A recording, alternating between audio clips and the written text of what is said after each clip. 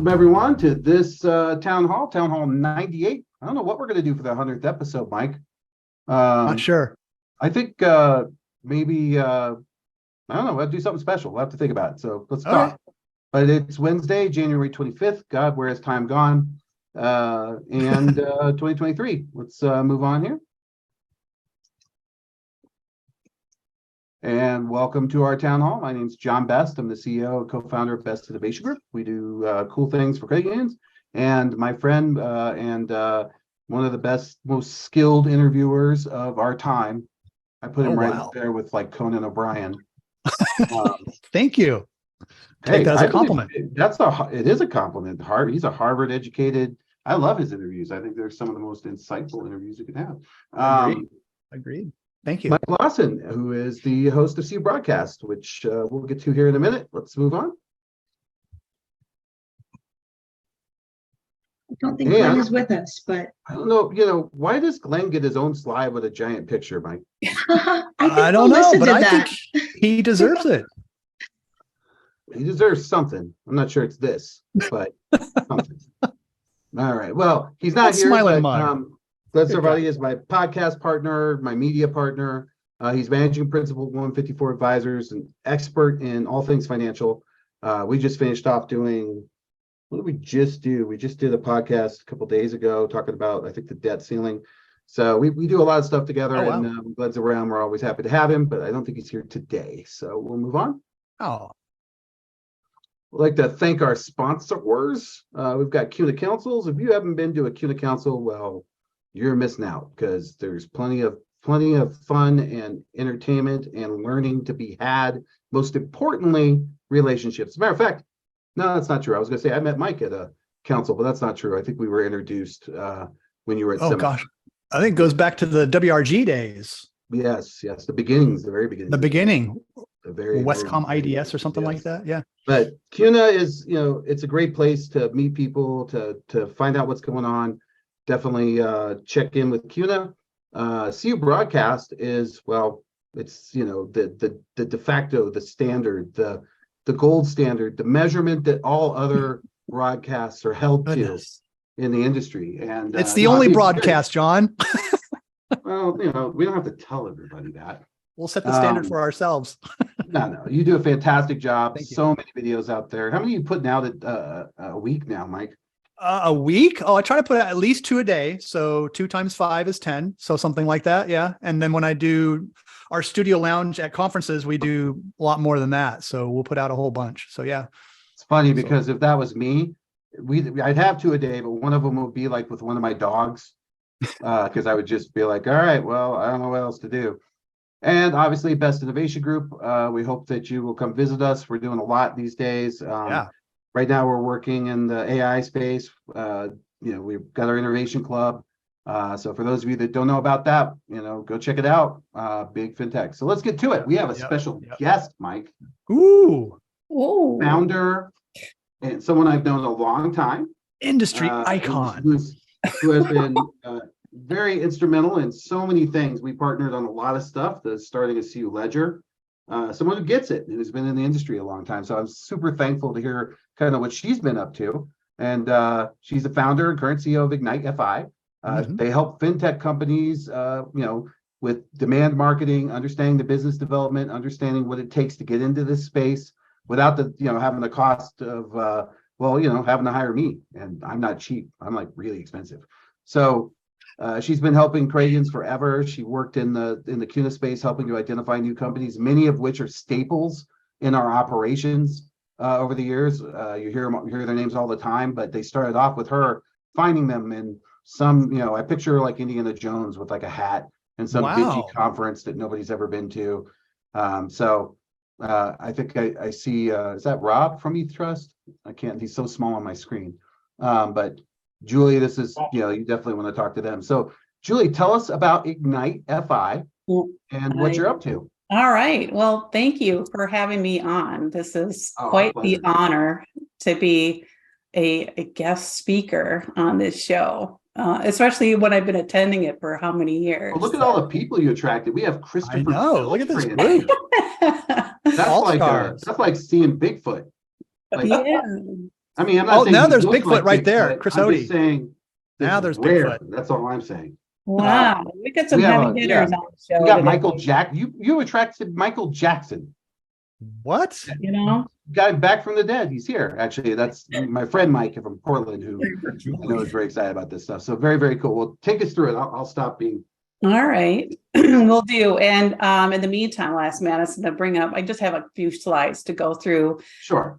But for those of you that don't know me, I mean, that was a very nice introduction, but I've spent my entire career in the credit union industry, which I'm afraid to say that number anymore. It's 7 years. And so if you do the math, a veteran, okay, I guess I fall in that category. But, you know, as John mentioned, I spent half of that with CUNA and CUNA Strategic Services in particular. It's been 15 years in managing the front end of the Strategic Alliance business model, which is to identify the needs in the credit union marketplace and find third-party relationships to meet those needs.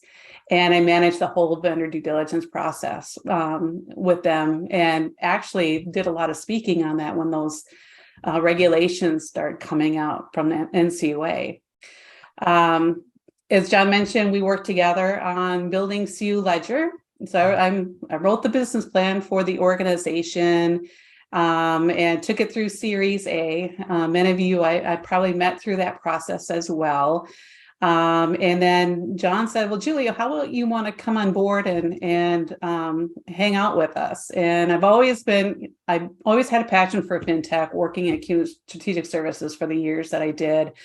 And I thought, it might be the right time to experience something else in my career other than living on the trade association side. So I retired from the organization, but I couldn't stay retired for very long. And I have 2 young children yet still in school. And had the opportunity to join John Ainsworth team in CU Ledger, which is now Bonify. And so I worked on their go-to-market strategy, helped them with corporate branding, CU Ledger to Bonify. Product strategy, we went from My CUID to Member Pass.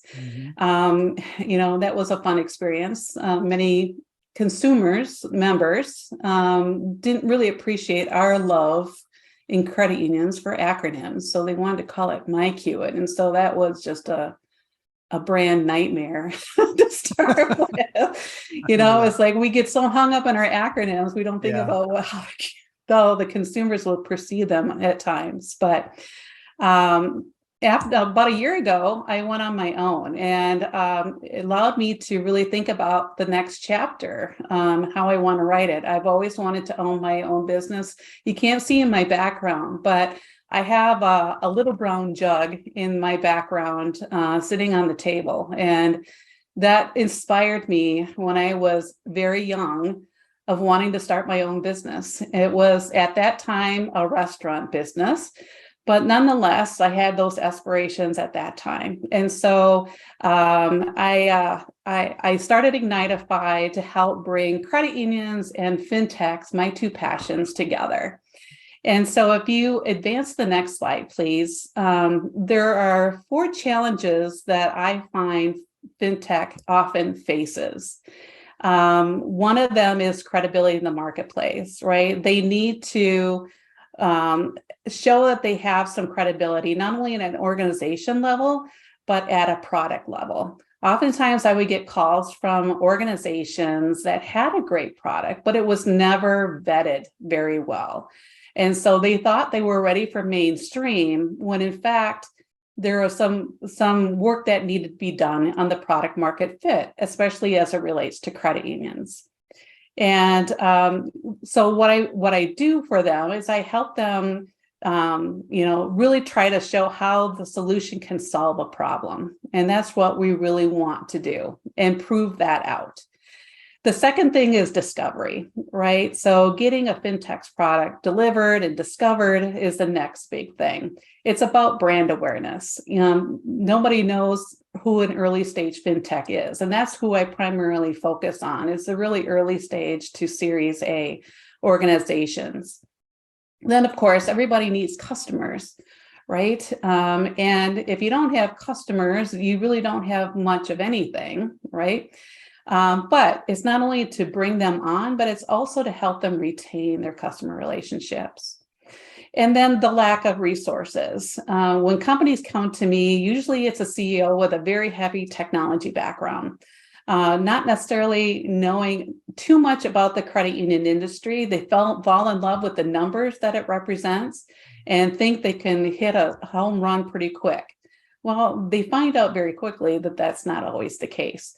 It's important for me to educate them on this industry. And that's what I really loved working in Bonify too, is not only that I could offer how Bonify will help credit unions, but I could showcase the technology around the world, because really credit unions were one of the first to introduce this type of digital identity technology.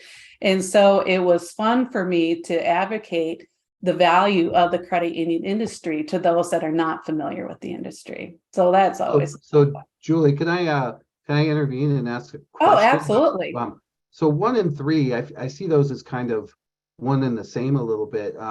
I was interested because I just having known, seen you work before, I know that it's not just finding a customer, but like I know you're pretty good at finding like the right credit union to vet something new, because it's a little bit of a mindset, isn't it, to sort of be prepared for some of these challenges in the fintech. And some credit unions aren't prepared, and some credit unions are very good at sort of embracing this sort of thing. Is that kind of your approach? Exactly. And, in this first year, I've been very focused on the fintech side.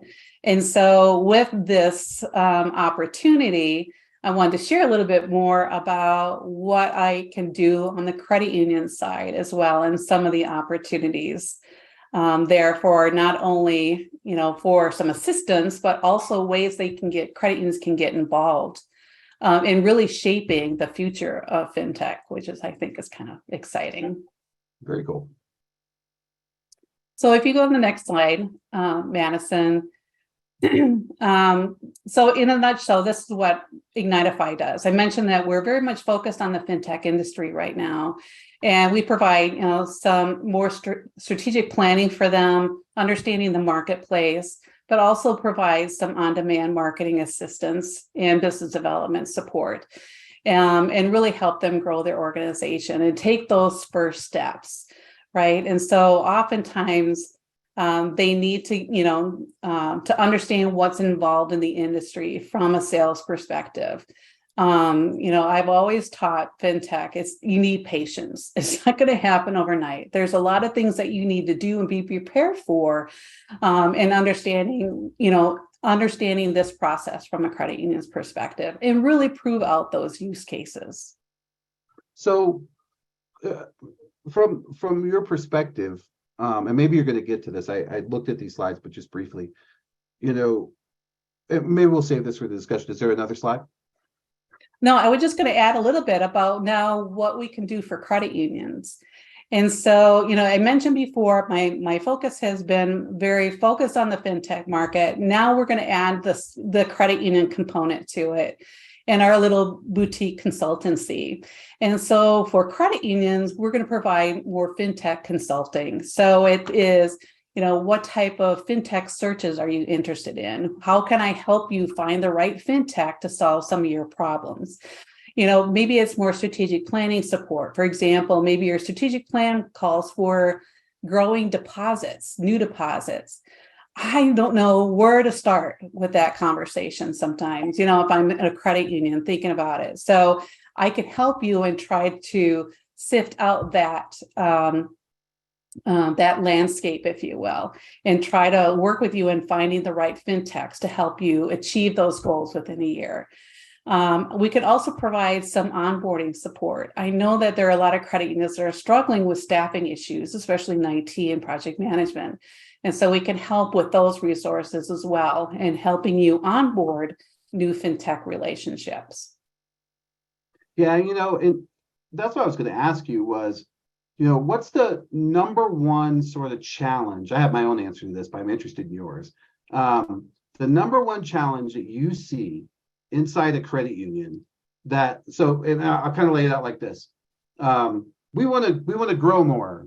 Growth is our strategy. We want to grow both in we want to grow in assets, and we want to grow in members. We want to double our size without doubling our staff in the next 3 years, 2 years. That's a common thing you hear.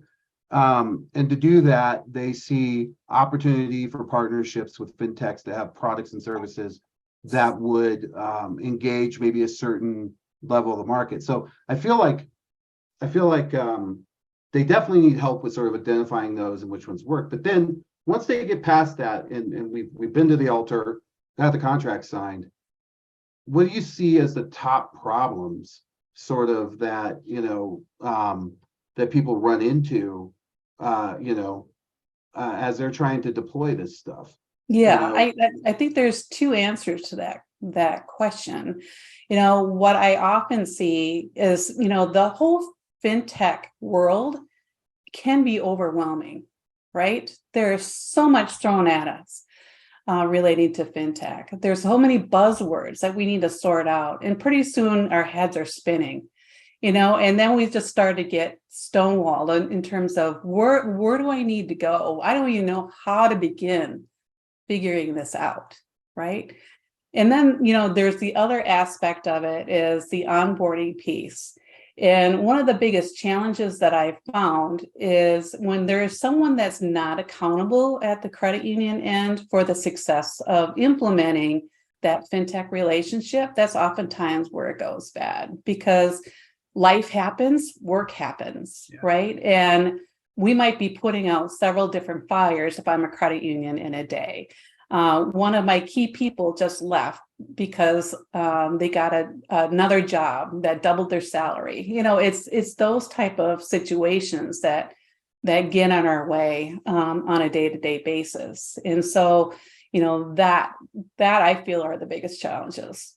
And those are things that you would help by either providing a resource or at least some guidance. Like, one of the things that always surprises me, and this is something I harp on a lot, but so, whenever we're vetting a fintech, we demand all this documentation from them. Show us your SAS 923542B, and you're hosting at AWS. Well, we're going to need to see blood for that. You're going to have to give us, some DNA and all this stuff. And to be fair, they deserve that treatment. I'm not making light of it, but they deserve that. But what's funny is there's nothing reciprocal. So they don't get, they're trying to, it's almost like we drop them, especially being on this side of the wall, being sort of, Rob Guilford used to say, we don't have any vendors. Rob was a mentor of mine. He said, we have partners.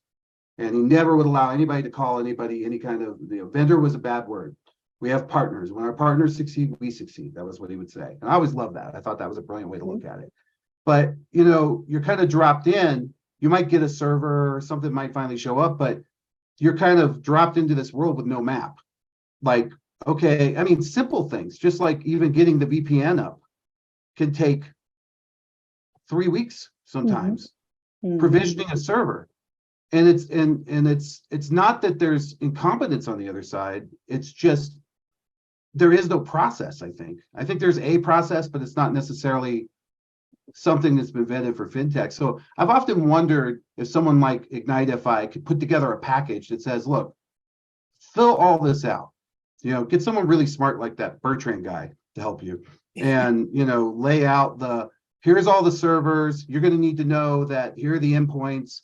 This is how the VPN works. Here's some technology that we use. These are all things that could, be valuable. Almost this other way onboarding document that I think could really help with a lot of that. Like standardizing it?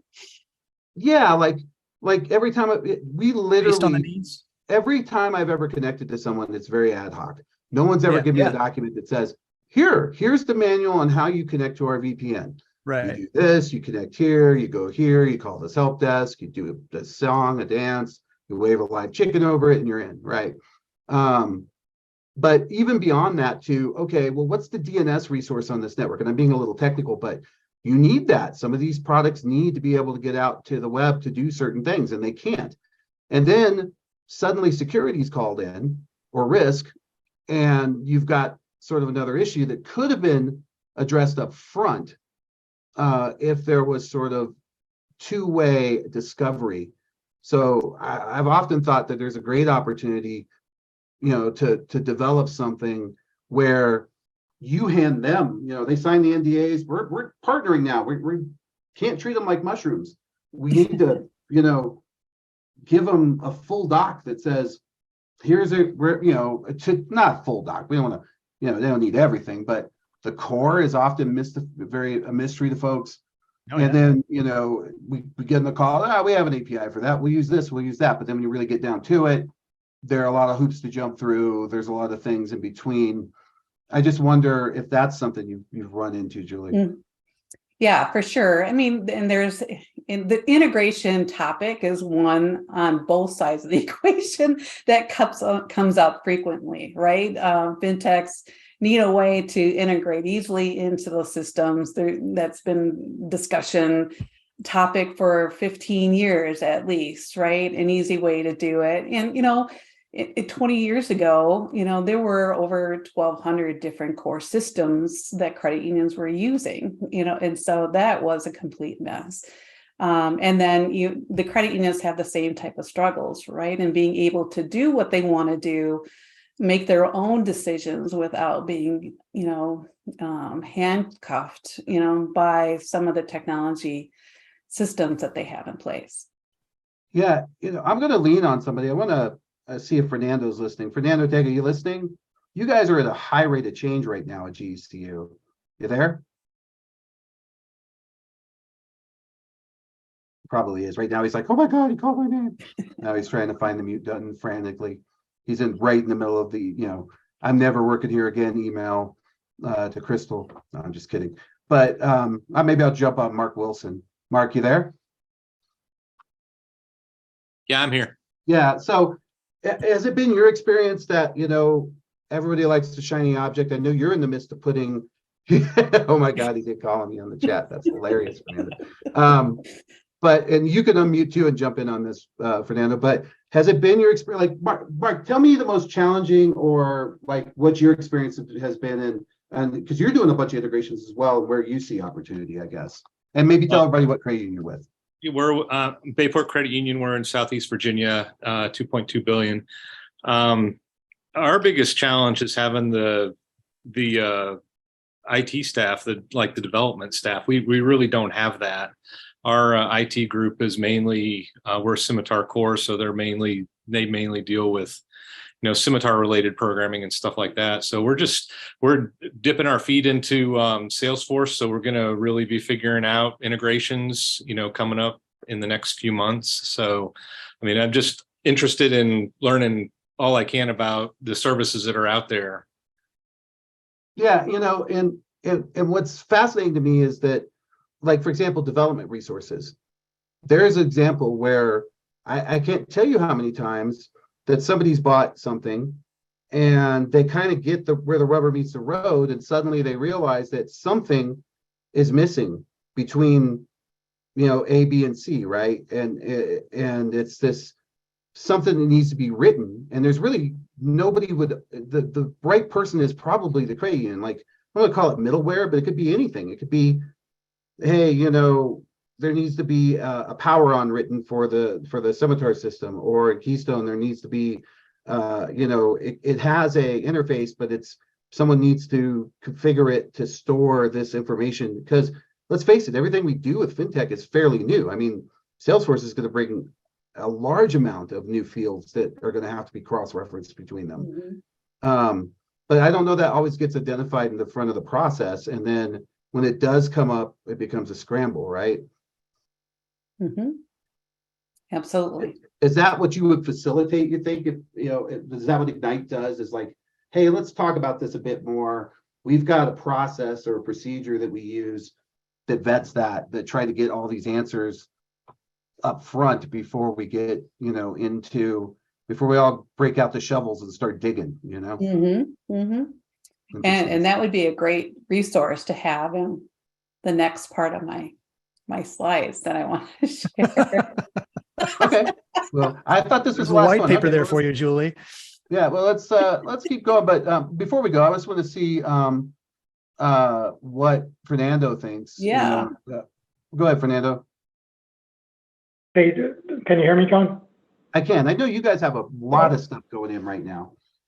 Yeah, we have a lot of going on. I think our biggest challenge for us is the integrations to our legacy core. We're one of the few credit unions still on the Miser core, which is an FIS product. I think our development team is solid. I think it's just the challenges with that legacy core that we face right now. Yeah, because you can't, I mean, you can only sort of dress up around it so much because it needs to be, that's your centralized, that's your source of truth, right? The core. Mm-hmm. Interesting. Correct. So do you find that as you've been bringing on some of the new, like you guys are doing some amazing stuff in decisioning, that you're finding that there are shortcomings in the core that your development team then has to build something to accommodate that? Yeah, I think that's one of the key things. And then just as we look at different products, we have to see how much heavy lifting we're going to have to do with any of those integrations. Right, because it's kind of on you to do that. Correct. I mean, you could get someone else, but then you're adding a third party in. So there's an important aspect of span of control that you guys want to feel comfortable with to make a project, happen on time, which means that you don't want to be dependent on anyone else to, and then on top of that, it's the care and feeding of whatever you build, because whatever you build to make that happen is now yours forever and ever, right? Yep, and that's the long-term maintenance and the overhead that we create by doing that. The third-party development, even when we sign with the vendor, and it takes them a while to learn that core because they don't have any other clients, and the odds are of any of the 9 of us or 10 of us that are still on that core moving in that same direction every time is slim to none. Yeah. So yeah, and Julie, maybe you could address some of that. I mean, I think that's kind of where I was thinking, and I'm sure your slides do have that. So sorry, I thought this was the last one. So I was kind of getting people involved. Keep on going. Yeah, no, I think that provides an excellent opportunity for the next phase of what we offer for credit unions too, and for fintechs. And this is kind of how we are bridging both together. So one of those ways that we are doing this, and we're calling this Ignitify Forum, is through campfire conversations. So you do a great job with this forum in really helping credit unions understand what's the next thing coming out. You talk about the metaverse, you're talking about AI, things that are out there. These are intended to dig a little bit deeper into those topics and also have an opportunity to have conversations about them. Talk about these challenges, these interface challenges. How can we better utilize the technology inside the credit unions themselves? So this is around education. And for our fintech, they also can participate in this, and they can understand a little bit more about, some of the challenges that credit unions are experiencing with deploying something related to AI or something related to blockchain or something like that. So you show up at the credit union, you start a fire, I'm guessing outside, campfire.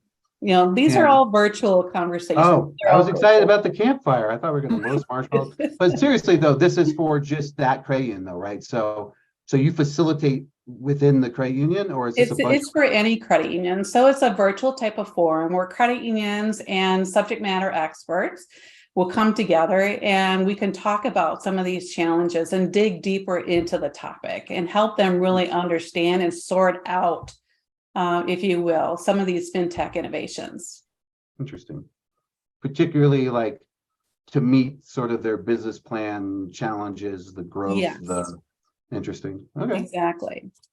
In the next slide, the next opportunity we have is called Kindling. And these, again, are virtual information sessions.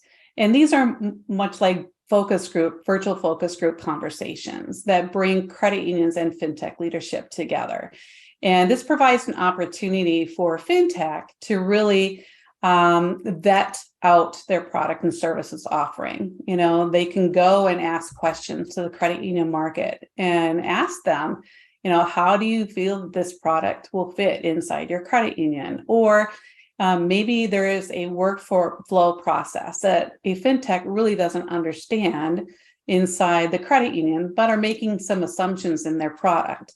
So oftentimes when I get inquiries from fintech over the years, they're sales ready, they think they're sales ready, and then they make modifications to their product on an ongoing basis. And they don't have a lot of this feedback in the front end of their product offering.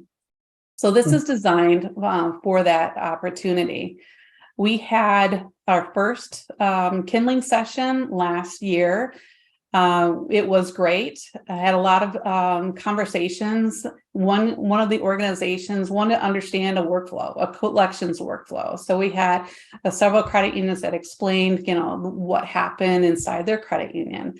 I had another organization that wanted to understand more about the product fit in the credit union space. Is the credit union really the best place for my product and service? So they were fantastic conversations. We're really looking forward to conducting these again in 2023. We'll probably have 2 or 3 sessions this year. Awesome. And then, I'm sorry. And how many people generally participate? We have about 5 people that participate right now, but it's not limited to just 5 or whoever wants to participate. So we just did a soft launch because we wanted to try and see how it would work. And, the results prove for themselves. This is something that, credit unions and fintech are very interested in participating. There's a lot of experienced people in our industry that want to share and want to give back.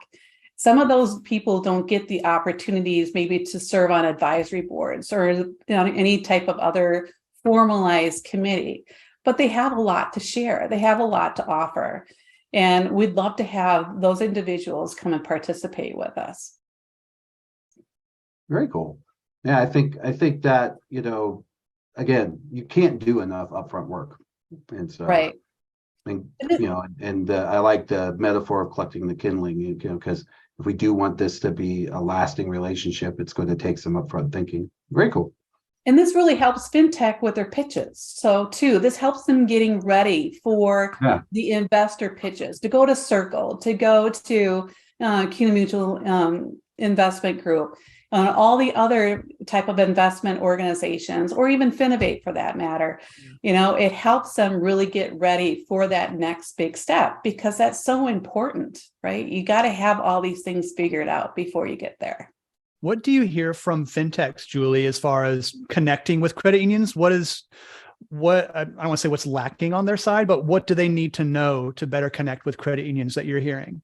Well, they just don't understand the industry. They don't understand the credit union language, if you will. We speak a different speak. I do a lot of educating of fintech on what the market is and how to approach it, right? And just making sure their materials speak to our language. We're not the same as the banking counterparts. I've seen that all the time where they're very for-profit focused. I'm like, time out, guys. You just don't understand.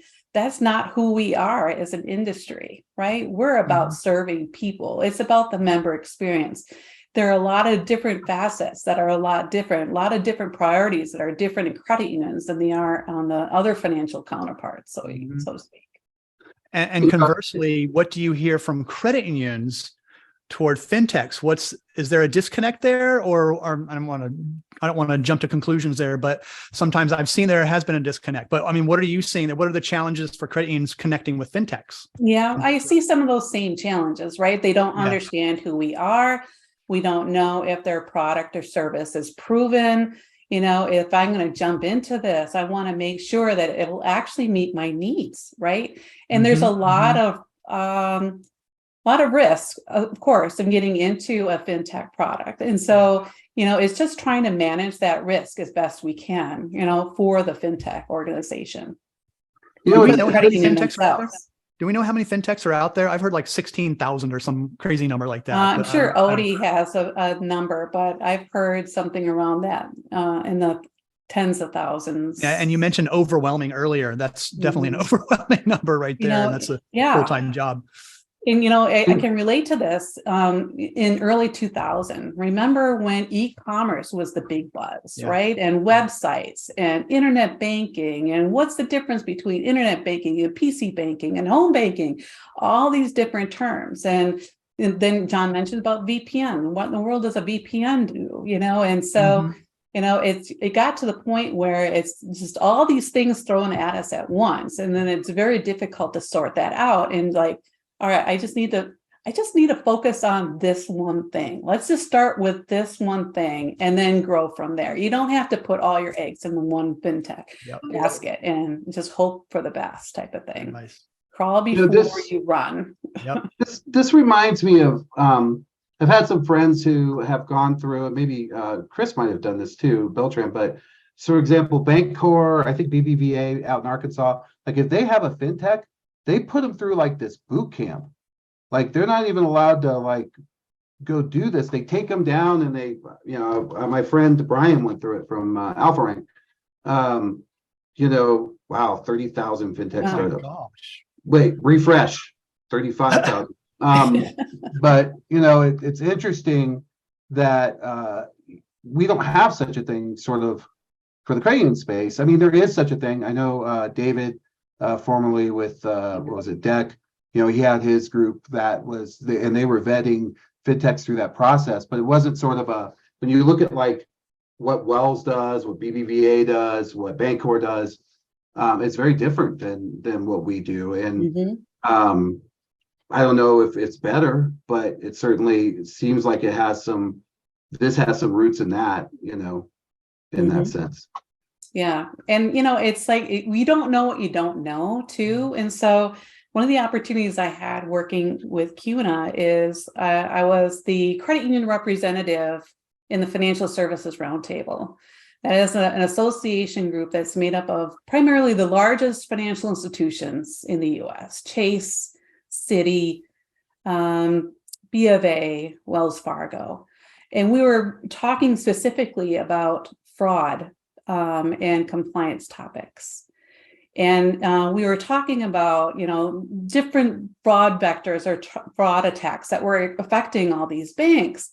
I'm sitting there just overwhelmed here, listening to them, because they were talking about their fraud departments that had 100 people in them. They are talking about their risk department that had 100 people in them, their compliance department that had 100 people in them, IT, 100 people, right? And I'm thinking, this could be one person in our industry that has to deal with all of this stuff. And talk about overwhelming.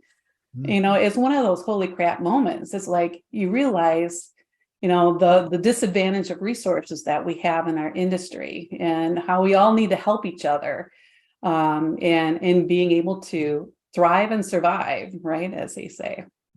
Yeah, I'll chime in here a little bit if you don't mind, just to kind of maybe share a little bit of insight on the venture studios, which are venture capital funds that not just write a check, but also coach and grow a lot of startups in general. A lot of times part of their paths are they'll have like industry onboarding packages, which is like maybe a series of classes or documents that they've borrowed from industry, groups where they've tried to make it easy to onboard. So the home mortgage industry or the insurance or the apartment rental industry will put together a package. And instead of them trying to educate all the fintechs, they'll give it to these venture studios and say, you guys are out there, finding, the diamond in the rough, so to speak. But when they're ready, you guys kind of figure out how to on-ramp that. And I wonder, Julie, because I love what you're doing with Kindling and Campfire and starting to serve as sort of that liaison.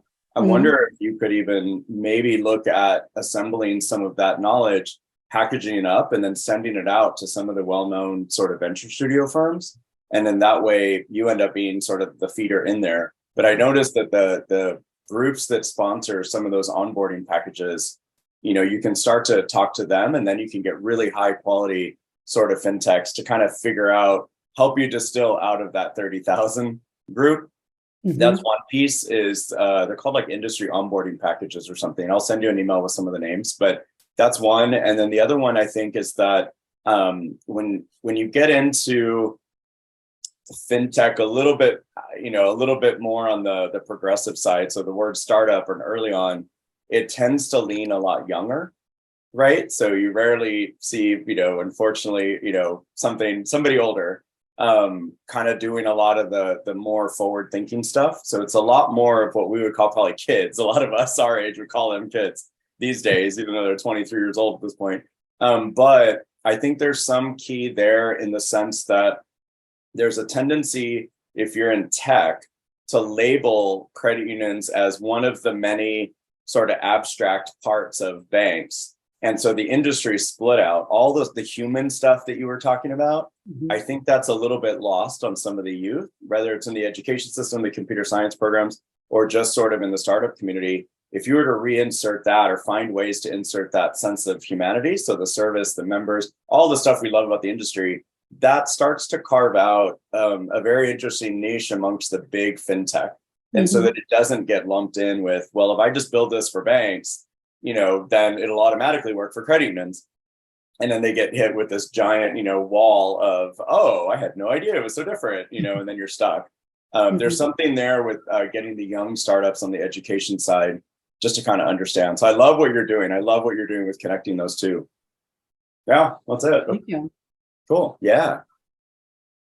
Do you have more slides? I just have a couple more. Okay. And how we bring everything together from Campfire Conversations with Kindling. We have our Ignitify forum, and that's the online community that we have that credit unions and fintech can collaborate with, right? And so the conversations don't have to end with those sessions, right? They can continue to happen inside this community, and it doesn't cost credit unions anything to participate in this. And whether or not you're interested, credit unions are interested in investing or not. They don't have to, want to have a desire to invest, but they have a passion to really help shape the future of fintech inside the credit union industry.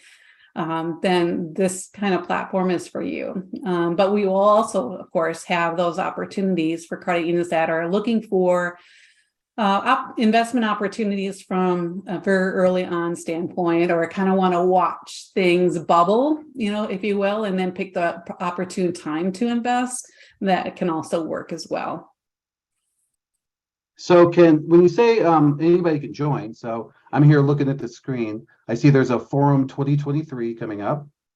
But so could Odie and I join, Chris Odie and I, or Mike Atchison? Absolutely. Okay. Anybody that wants to contribute can participate for sure.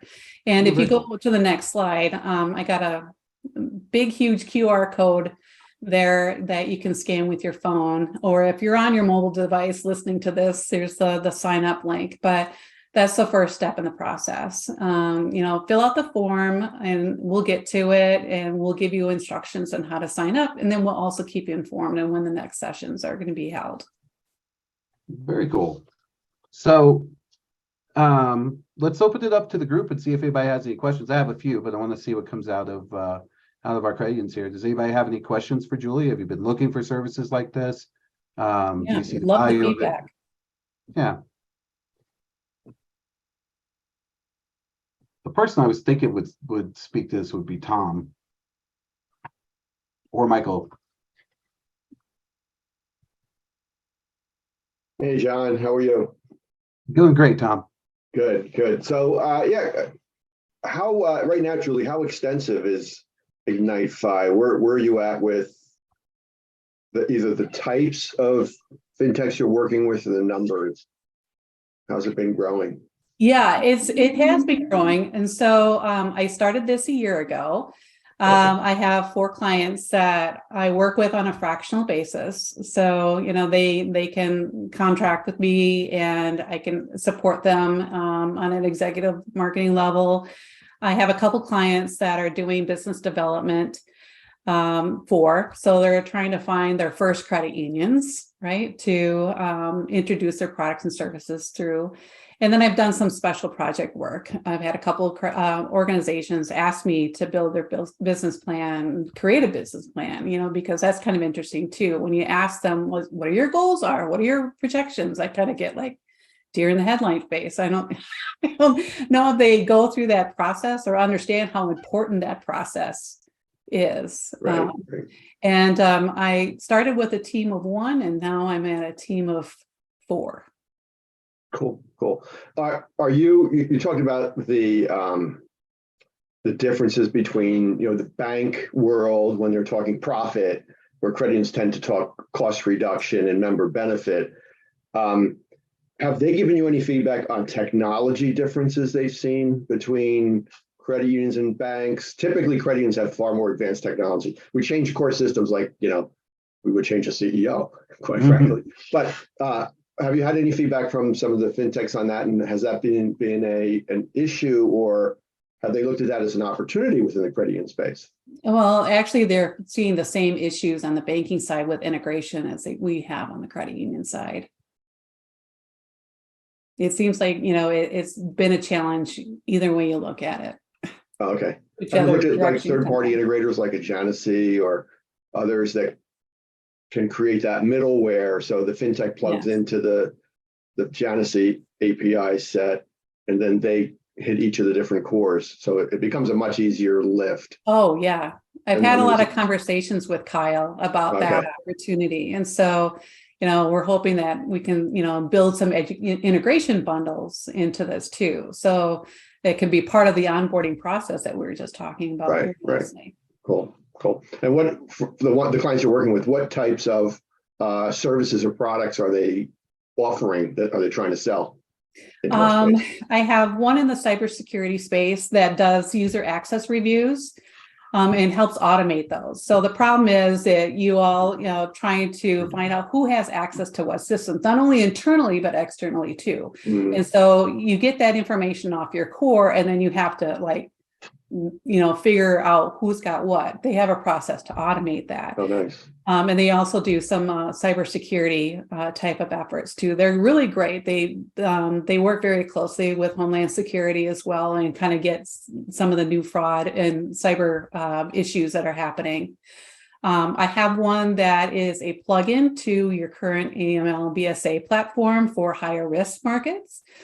So if you're looking and growing deposits and want to consider other alternatives in the higher risk industry, they have a really nice interface that can help credit unions there. They just signed their first credit union. I can't announce it yet, but this program will save them 2 FTEs on the BSA side.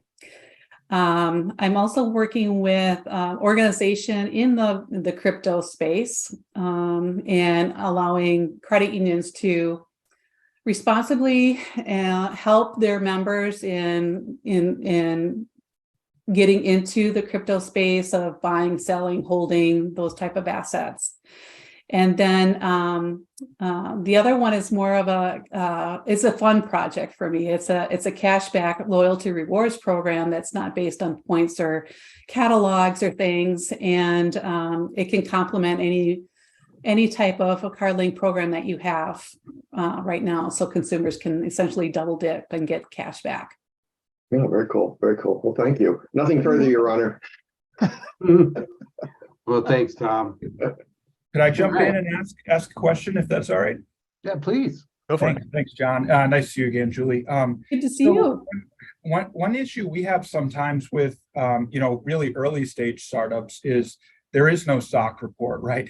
There's no SOC report, there's no financials, there's no data governance really broken out and stuff like that. And that's one thing that I find that we could use help with, because then you have the NCUA who doesn't necessarily always enjoy that piece, especially when you're starting to run demos with member data and different things like that. So I don't know what you're looking at as far as how early stage startups you're looking at to also help credit unions with.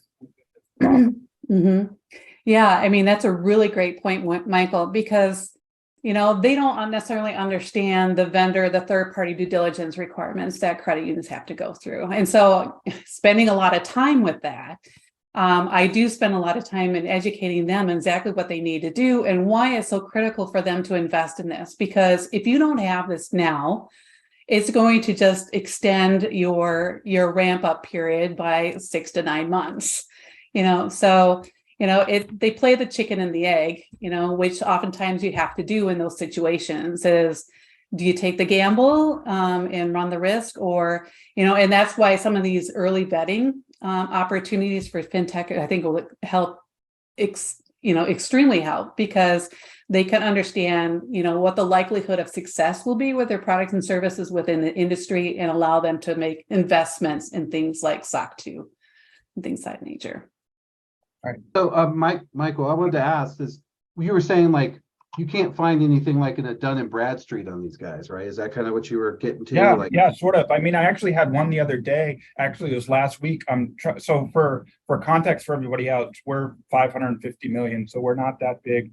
But I had one that said we don't even have an MSA. We'll give you a statement of work, and I'm like, okay, that's hard to, you know what I mean? I'll set it attorney and see what we have. Without a master service agreement. They actually asked us if we had a master service agreement that we could give them, and I'm like, not for that technology space that we're looking at with you. No, we don't. It was an interesting idea to maybe see about drafting one or something, but that's not here. That's that's what I was getting at. Is I do think we're going to have to build that bridge from both sides, and I do think that to the extent we could have a packet that says, hey, like registering with Dun and Bradstreet as a private isn't easy, but it isn't terribly hard either. I mean, you can make it happen, and they just need to collect the information. It's not super expensive. They just need to know to do it, because when you go to search for that, it's a checkoff on the, what they don't understand is the regulatory, the vendor management, and then on top of that, all of us have implemented all these vendor tools, agility, these things that are specifically part of the procedure, the policy now, that if you can't check off this box, you literally can't move any more forward. Mm-hmm. And to them, that feels like being short-sighted, but being not regulated on their side. So it's definitely it's something that everybody runs into. I think that was a really good point. It's because it seems like there's some simple things, like an MSA can't be that hard. We have an MSA and we're not very big. That's something that needs to be counseled, because they have to have that, because that's where the NDA, the member data, the privacy disclosures, all that is. Mm-hmm. And ain't none of these fintechs not touching member data. I mean, otherwise they're not really a fintech. They're not useful. So I could see your point there. And they have to be in compliance with CLEBA and everything else, and that's the piece that can be a little difficult when they want to just, like you said, I think you said earlier, crawl, walk, run, or maybe you said crawl and run, but they just want to they want to take off, and that's fine. It's understandable, but in some aspects, we've been burned by that before too. That doesn't change our outlook on fintechs. It just means let's try to avoid that. So having some type of evaluation process. So I wonder if maybe what you need, Julie, is certified by Ignite FI, certified fresh. That's what we call it. Certified. This is a fresh fintech. Certified. Yeah. I think that's like Rotten Tomatoes kind of the what's the freshness of this fintech? I'm going, it's a pretty good fresh score, because they've been through the Ignite process, which means someone like Mike would know, hey, if they've been through Julie's process, they're going to have an MSA. They're going to have this, they're going to have that. They'll at least have been counseled on this or that. So I think you should force them all to put a Ignite FI score, fintech score, on their sites once they join you. Yeah, just because I did. That's a good idea. Mm-hmm. Ducks in a row. Badge it up. Right. All right. Well, Julie, I want to use the last 5 minutes here just to make sure that people know how to find you. Yeah, I just when to have engage you. There are my fintechs contact on here, info and right there are here. credit unions. So yeah, feel free to reach out anytime. If you have questions or opportunities, or just even fintechs you want me to look for, feel free to reach out. Love to hear from you. With right 30,000 now, fintechs out there, opportunities. 30,000. since then we're up to 52,000. So for those of you, we put her information in the chat. We put the sign up in the chat. I know Julie very well, and one thing she's really good at is dotting those I's and crossing those T's, but more importantly, understanding the perspective of the credit union and being able to translate that to folks who have really good ideas and are creative, and we need them in our world. And we have to find a way to bridge these gaps. I know, Michael doesn't want to not work with these people. He wouldn't have gotten that far that he wanted an MSA if he didn't think it was a good product and something and good people. It's just someone has to get these folks and us too. We need to help. Like I said, but Crayons need to help as well. I mean, like I said, every time we work with somebody, I can see all the gaps of, boy, it sure would be nice if they just had a standard document to hand out that said, this is how VPNs work. This is, this is that. We don't allow this. We don't allow that. So that people know the lay of the land and how to operate. Save a lot of time. Yeah, for sure. So when are you on CU Broadcast? Anytime you want, Julie. Oh, wait, I thought you'd already done that interview. Oh, you've done a lot. You've been on quite a bit. We talked about the couple. kindling sessions last year. Yeah, last September, I think it was. Yeah, at Cunitech. Yeah. Mhm. So the forum in 2023, do we have a solid date on that? I don't have a solid date yet. It will be first quarter sometime. Just trying to figure that out. it's hard these days. Stay tuned. Just get on the list so I can tell you when it's going to be. All right. Well, guess what? We're going to give everybody a few minutes back. Julie, thank you so much for coming. And you always join these anyways, and you always have great input. I'm so glad that we were able to feature you. I know there are a lot of folks on here. I saw eTrust writing your name down. I know they need your love and help. So talk to them.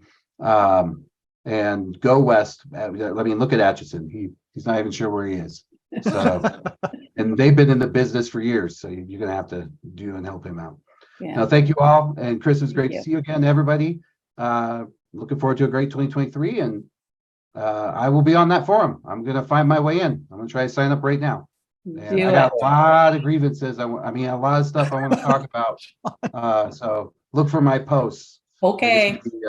Angry FinTech, I think is going to be my handle. So you'll find me there. Not Angry Birds, Angry FinTech. Yes. Yeah. That's right. All right, everybody. Have a great day. Thanks, guys. Thanks, Julie. Well done. Good job. Well done, Julie. Great job. Good stuff, guys. Thank you, Julie.